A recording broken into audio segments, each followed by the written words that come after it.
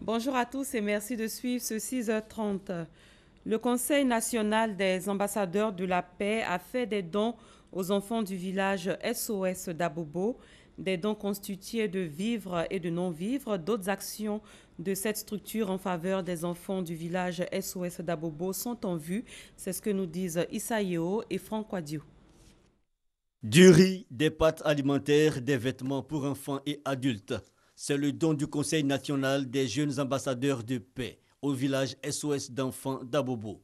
Selon le président de ce conseil, la Côte d'Ivoire, qui aspire à l'émergence en 2020, doit y parvenir avec le concours de tous ses fils et filles. L'émergence commence d'abord par le sentiment de vouloir aider, aider l'autre. Donc nous sommes animés par ce sentiment de vouloir aider les autres, surtout ceux qui sont nécessiteux. Le directeur du village SOS d'Abobo et le représentant du maire de la commune d'Abobo saluent ce geste du Conseil national des jeunes ambassadeurs de paix. Il exhorte d'autres structures à lui emboîter le pas. Et vous avez vu un peu ce qu'ils nous ont envoyé. Ça veut dire que les enfants les intéressent beaucoup. Et nous leur dit merci pour ce don et qui sera utilisé à bon escient pour les enfants.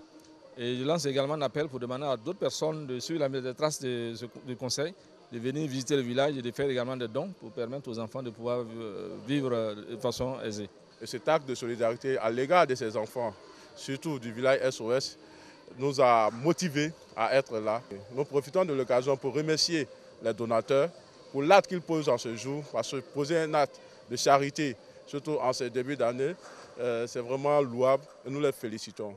Et nous souhaitons que cela se reproduise. Le Conseil national des jeunes ambassadeurs de paix n'entend pas s'arrêter à ce don. Il envisage à mener d'autres actions en faveur des enfants du village SOS dans les mois à venir. Le village SOS d'Abobo est en passe d'être rénové. Il va être doté d'une infirmerie et disposer de bien d'autres locaux. Issa Yeo et Franck Quadio reviennent sur les travaux effectués dans ce centre. Ruelles retracées, bâtiments rénovés, construction d'une infirmerie, des hommes à la tâche pour achever les travaux. C'est le nouveau visage du village SOS d'enfants d'Abobo. Depuis 2012, le village est en chantier pour offrir un cadre décent à ses pensionnaires. Le village était en état délabré.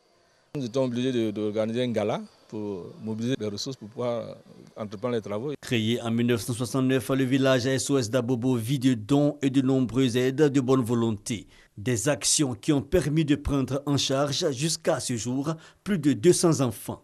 Le village SOS d'Abobo prend en charge les enfants en détresse. Et donc les enfants, l'admission c'est de 0 à 5 ans. Et les enfants, les admissions proviennent de différents domaines, notamment il y a la police qui nous envoie certains enfants. Également, il y a certaines ONG qui nous envoient certains enfants et certains parents qui ont des enfants qui sont orphelins. Des difficultés, il en existe toujours. C'est pourquoi le directeur du village SOS en appelle à la magnanimité de toutes les bonnes volontés. Les difficultés que nous rencontrons, c'est, comme je l'ai dit, l'insertion professionnelle des enfants. Donc, il faut pouvoir trouver des emplois pour ces jeunes, ou bien des stages pour ces jeunes. Deuxièmement, de temps en temps, on a besoin de vivre, de non-vivre également, pour pouvoir nous aider à pouvoir s'occuper des enfants. Et puis pendant la rentrée scolaire, il y a des fournitures scolaires également nécessaires pour pouvoir les enfants, pour permettre aux enfants de pouvoir aller à l'école. Le village existe, de venir nous visiter et de vraiment venir également les bras chargés pour donner à ces enfants qui n'ont pas de malaise dans ces situations. En dépit de ces difficultés, encadreurs et enfants prennent plaisir à vivre en ce lieu. Ma vie à SOS est très agréable. Ici, on fait beaucoup d'activités, on s'épanouit bien. Nous avons reçu une formation pour pouvoir les mettre au même niveau avec les enfants. Ça se passe bien. Après 3 ans de travaux de réhabilitation, le village sera entièrement rénové le 31 janvier prochain. Les loteries des pays de l'espace UEMOA apportent un soutien au secteur de la santé en Côte d'Ivoire. Ces structures ont offert un lot d'équipements au CHU de Cocody. Ce don intervient en marge de la 17e édition de la masse commune des loteries de l'espace UEMOA qui se tient ici à Abidjan. Moussa Konaté. Les loteries de l'espace UEMOA, Union économique monétaire ouest-africaine, apportent leur soutien au secteur de la santé en Côte d'Ivoire. Ces structures offrent un lot d'équipements au service de gynécologie obstétrique du centre hospitalier universitaire de Cocody. C'est un lot d'équipements extrêmement important pour la prise en charge des parturientes. Donc ça va contribuer à faire en sorte de baisser la mortalité maternelle et infantile, n'est-ce pas, qui est un facteur important au niveau de la santé générale de la population de Côte d'Ivoire. C'est un premier geste. Nous en faisons régulièrement pour le monde de la santé, mais particulièrement pour le CHU de Cocody. Nous sommes engagés pour accompagner cet établissement durant toute l'année 2016. Du matériel pour l'accouchement d'une valeur de 40 millions de francs CFA, montant tiré de la cagnotte commune des loteries des pays de l'UEMOA. L'action s'inscrit dans le cadre de la 17e édition de la masse commune initiée par ces structures. L'événement se tient du 4 au 10 janvier à Abidjan. Une opération de dépistage de l'hypertension artérielle et du diabète a eu lieu à Boaké. Un grand nombre de personnes a été dépistées. Le dépistage précoce est le premier moyen de lutte contre ces pathologies dites tueurs silencieux. Franck Wadio. L'hypertension artérielle touche plus d'1 milliard de personnes, soit 25 à 30% de la population mondiale adulte. Toujours selon l'Organisation mondiale de la santé, plus de 5,1 millions de décès par an sont dus au diabète. En Côte d'Ivoire, 33,5% des personnes âgées de 25 ans et plus sont hypertendues et le taux de prévalence du diabète avoisine les 5%. Des chiffres qui croissent de jour en jour. À Boaké, plus de 300 personnes ont été dépistées gratuitement du diabète et de l'hypertension artérielle. Pour les initiateurs, le dépistage permet un suivi efficient. Une initiative appréciée par les populations. Les gens qui sont là, ils ont eu le temps de nous donner des conseils. Parce que quand on va à l'hôpital, on n'a pas tous ces conseils-là. Mais là, ils nous ont donné des conseils pour la tension, pour le diabète. Quand on nous voit, apparemment, on se dit que nous sommes en bonne santé. C'est une opportunité pour nous de venir connaître notre état de santé. Je conseille à tout le monde de venir faire le dépistage pour connaître son statut. Quand on ne connaît pas le statut, c'est là le pire arrive. L'hypertension artérielle et le diabète, ces maladies dites tueurs silencieux, peuvent s'éviter en adoptant certains comportements, à savoir adopter une alimentation saine, éviter l'usage nocif de l'alcool et du tabac et exercer au moins une activité sportive par semaine. C'était un reportage de Soro Corona et de Kader Sogodougou. La région du Bonkani, dans le nord-est de la Côte d'Ivoire, regorge d'importants atouts touristiques, mais ses ressources sont peu exploitées. Les autorités locales ont décidé de redynamiser le tourisme dans la région. Franck Wadio. À 640 km d'Abidjan, Bouna, capitale de la région du Bonkani, dans le nord-est de la Côte d'Ivoire. Une ville fondée selon les tests historiques par un guerrier nommé Boukani. Ici, quelques attractions touristiques. Un tour à Bromakoté, un quartier de Bouna, la mosquée dite mosquée Samori, où depuis le XVIIIe siècle fut construite par les anciens mosquée Samori. Les sofas ont prié dans cette mosquée-là. Elle n'a donc pas été construite par Samori Touré. Elle doit son nom au fait que le fils de celui-ci, Sarendia Mori, y a prié avec ses troupes. Le site semble aujourd'hui perdu au milieu des habitations.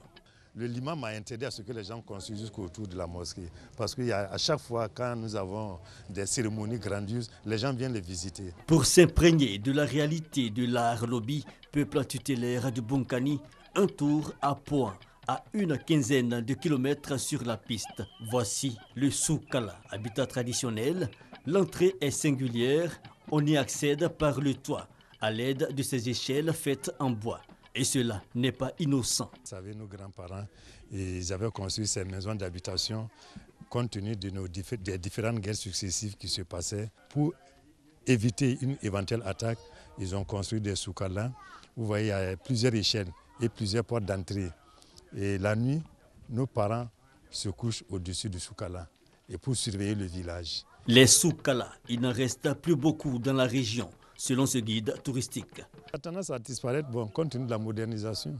Aujourd'hui, nous sommes au Létoussement. À Bouna, il n'y a plus de soukala. Aux environs de Bouna, il n'y a plus de soukala. Si ce n'est pas Point qui a essayé de conserver cela. Mais si demain Point est loti, vous savez que les soukala vont disparaître. Donc maintenant, c'est à l'État, surtout au ministère du Tourisme, de voir comment conserver ces différents sites touristiques-là. Pour la direction locale du tourisme, il faut que les populations s'impliquent dans la sauvegarde de ces sites. Le tourisme n'aime pas seulement nos blancs qui viennent de l'Europe. C'est nous-mêmes, le tourisme en interne. Côte d'Ivoire Tourisme, pour sa part, entend jouer sa partition. Et mon travail, c'est la promotion.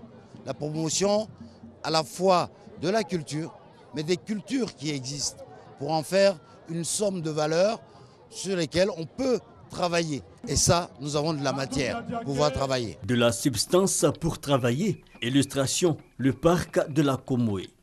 Plus d'1 150 000 hectares, la plus grande réserve de biosphère en Afrique de l'Ouest. Une source de richesse insoupçonnée. Le feu a ravagé une grande partie du marché de Mont. Nombre de magasins et d'autres commerces sont partis en fumée. Les sapeurs-pompiers ont été dépêchés sur les lieux. Aucune perte en vie humaine n'a été enregistrée. Le reportage de F. Bouy. Scène de chaos au grand marché de Mont ce vendredi 8 janvier 2016. Aux environs de 19h, une fumée épaisse alerte la ville. Les populations, dont des commerçants, accourent, mais impuissants face à l'immense brasier. Des jeunes volontaires tentent cependant de sauver ce qu'ils peuvent. On est venu à nos soutiens pour pouvoir éteindre les feux. Mais franchement, c'est difficile, mais on a tenu, on a vidé beaucoup de magasins, on a cassé beaucoup de magasins. Informés de l'incendie, les sapeurs-pompiers de l'aéroport de Mont, appuyés par l'ONUCI, arrivent sur le lieu. Après des heures de lutte, le feu est maîtrisé aux environs de 23 heures. Aucune perte en vie humaine, mais d'énormes dégâts matériels. Des dizaines de magasins partis en fumée, des commerçants et leurs familles dans le désarroi sont inconsolables. Devant les trousseaux de bébés, tout ça a été brûlé. Tout est brûlé, tout est brûlé. Il n'y a rien qui est resté même. Tout est brûlé, tout a pris feu. J'ai des magasins, un stock, mon magasin où j'ai 20 même, tout est brûlé. Elle n'a plus rien, son magasin est brûlé. Et Allah, et Dieu, elle vendait pas. Ce nouvel incendie d'origine inconnue pose la problématique de la construction d'un nouveau marché de Mont. Il faut le rappeler, le marché de Mont brûlé depuis 1997 n'a jamais été reconstruit. Mais l'autorité municipale rassure et promet un tout nouveau marché dans les prochains mois. La 6e édition du concours Gizagne, dotée du Grand Prix Guinéré, a démarré. Elle récompense les meilleurs artistes plasticiens de Côte d'Ivoire. 200 artistes plasticiens compétissent autour du thème « L'art est notre richesse, le cacao ». Nous Sangaré, Ange Eorad et Serge Koléa. Plus de 200 plasticiens à la conquête du Grand Prix Guinéré pour cette 6e édition du concours d'art plastique dénommé les Gizagne 2016. Sculpteurs, peintres, photographes vont rivaliser de talent et de créativité. Les Gizagne visent justement à promouvoir les jeunes talents ivoiriens et récompenser les meilleurs artistes plasticiens de l'année. Les Gizagne, c'est la reconnaissance et le dynamisme de l'art en Côte d'Ivoire. Chaque 2 ans, c'est une biennale. Nous intronisons un artiste qui a gagné soit en peinture, en sculpture ou en photographie. Donc ce sont ces 3 disciplines-là qui compétissent au Grand Prix Guinéré. Les 15 candidats retenus à l'issue des premières expositions seront en compétition pour le choix du grand vainqueur. Thème choisi, l'art et notre richesse, le cacao. Les artistes, ce sont les créateurs, ce sont les penseurs, ce sont les visionnaires. Le cacao, c'est une arme. C'est eux qui pourront mieux montrer comment on peut utiliser cette arme-là afin de pouvoir mieux vendre nos produits, afin de pouvoir mieux être révélés même dans l'art. C'est d'ailleurs pourquoi on incite les exposants à s'imprégner du thème du cacao afin de pouvoir mieux donner une vision, afin de pousser les producteurs à devenir transformateurs. On gagnerait ainsi à s'initier dans l'art et cette création de richesses-là pour voir comment est-ce qu'on peut mieux éduquer nos enfants. Le Grand Prix Guinéré des Gizagne 2016 sera connu le 29 janvier prochain. Mais en attendant, une exposition se tient jusqu'au 15 janvier à la galerie Oukami Gizagne, structure initiatrice de ce concours. Agui Miezon Haché dirige depuis hier la Fédération ivoirienne de basketball. Il a été élu à la majorité relative par les clubs et centres de formation au cours d'une assemblée générale ordinaire. C'était au Palais des Sports de Treichville. Suivez ce reportage. Voici le nouveau président de la Fédération ivoirienne de basketball. Agui Miezon Haché Mathieu a été élu ce samedi par 35 voix contre 32 pour son principal challenger, Mahama Koulibaly. Sur 5 candidats au départ, c'est le programme du candidat Agui Miezon Mathieu qui a reçu la faveur des électeurs. Les élections se sont déroulées dans un climat apaisé et digne de la réputation de la famille du basketball ivoirien. Je suis rentré dans le milieu fédéral depuis 1995. Donc je connais, je dirais, le monde du basket, je connais le monde fédéral et je pense que tous ceux qui ont eu à me côtoyer dans ce milieu ont fini par me faire confiance et m'ont permis d'être à la tête de la Fédération ivoirienne de basketball. Le combat a été très difficile, comme vous le voyez. Je n'ai gagné que de 3 voix. Je félicite mes adversaires. Je félicite surtout celui qui a terminé juste après moi. Félicitations à tous et c'est le basket qui l'emporte de toute façon. Je vais me rapprocher très rapidement d'eux et je pense que tous ensemble, on pourra faire quelque chose pour redynamiser notre basket et aller de l'avant. À 50 ans, Agui Miezon Mathieu succède à Touré Boubakari qui a reçu le quitus de l'Assemblée générale après un mandat de 4 ans. À l'étranger, au Niger, la Cour constitutionnelle a validé 15 dossiers de candidature à la présidentielle sur les 16 déposés. Les grandes figures de la scène politique du Niger participeront au scrutin, y compris Ama Amadou, actuellement en prison.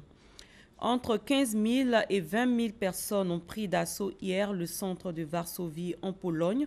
Ils protestaient contre la nouvelle loi sur les médias publics promulguée jeudi par le président Andrzej Duda.